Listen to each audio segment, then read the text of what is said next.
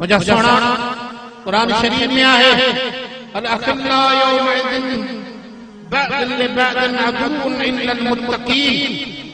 दोस्तियों सोना जमाने में थींदियूं आहिनि, रस्ता रखबा है यार, वे इंसान पढ़बो उन्हीं में का कबाहत ना है, मगर त्या दोस्ती अल्लाह के खातिर, अल्लाह के रसूल के खातिर, वो अहले दुनिया में भी कायमात अकबर क़यामत में भी कायम।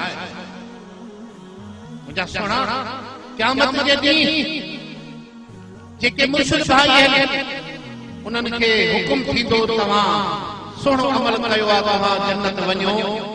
मुझा सोना जेका दोस्ती हिन दुनिया में मुर्शिद के खातिर कंदियूं तो उहो पीर भाई हुजे, अल्लाह साईं के अर्ज़ कंदो, मलाइकन के अर्ज़ कंदो, मुझा रब मां इएं न ईंदुसि जेसिताईं हे मुंहिंजो भाउ मुंहिंजो दोस्त मूंसां गॾु जन्नत में न हलंदो।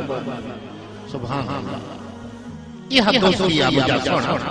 वडेरन सां दोस्ती, चङनि मर्दनि सां दोस्ती, चङे अमीर सां इज़त जो दस्तूर हलण हे ज़माने जो दस्तूर आहे, पर हिन रूह जी अंदर ख़्वाहिश, हिन दिल जे अंदर जी महबत जो मज़ो लज़त जेका आहे पंहिंजे मुर्शिद करीम सां मोहबत रखण।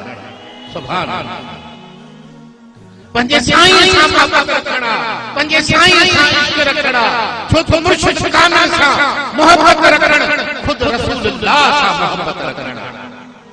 मदीने के साईं जो दरवाज़ो मुर्शिद ॾेखारींदो, अदब उहो सेखारींदो, कलमो उहो सेखारींदो, उहो रस्तो उहो ॿुधाईंदो, वज़ीफ़ो उहो ॿुधाईंदो, दुआ उहो कंदो जो उहा दुआ पढ़ण सां रस्ता खुलंदा, सोने नबी जो दीदार सच पच नसीब थी।